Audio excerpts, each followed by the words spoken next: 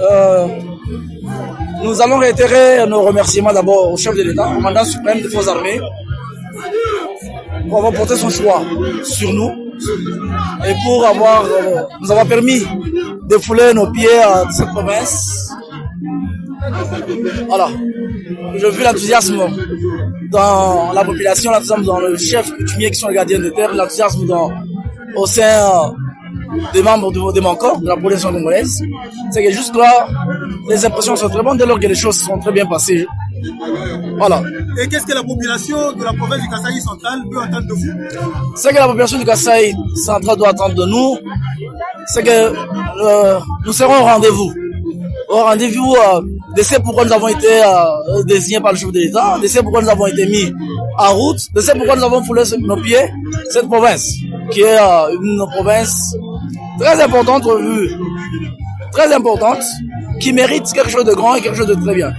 Alors, du coup, la population attend de nous que nous lui retournions l'ascenseur, cet ascenseur qui a été monté vers nous, nous devons le lui retourner en produisant la sécurité, la quiétude, la sérénité, la liberté, le respect des droits humains, le professionnalisme au sein de la police et dans nos pratiques. Mais aussi, si la population attend cela de la police, à notre tour, la police attend de cette population une collaboration sans limite, une permanence, un contact, une proximité des échanges, des doléances, mais aussi les moyens qu'il faudra.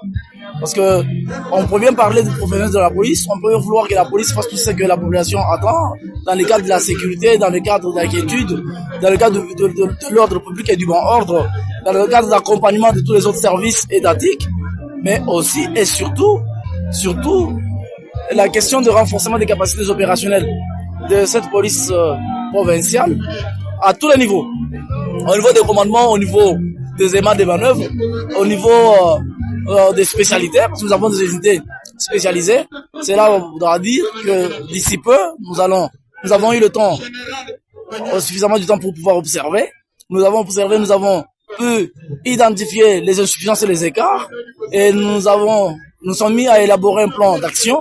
Ce plan d'action commencera par, comme je viens de le dire, le renforcement des capacités des ressources humaines qui sont existantes là. Nous avons, tout en attendant que l'autorité suprême, l'échelon supérieur de la police, puisse disponibiliser des ressources humaines pour essayer de rajeunir les taux de policiers en province.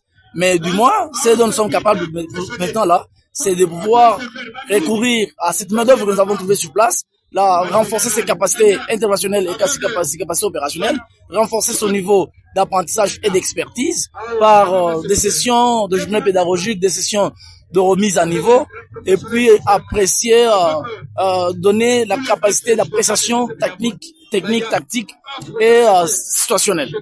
C'est ça qu'il faut, et nous allons nous y mettre, parce que nous en avons l'expertise, nous en avons la volonté, nous en avons la détermination et l'engagement. Voilà ce à quoi peut s'attendre la population de cette province, mais aussi la police que j'ai le devoir de pouvoir encadrer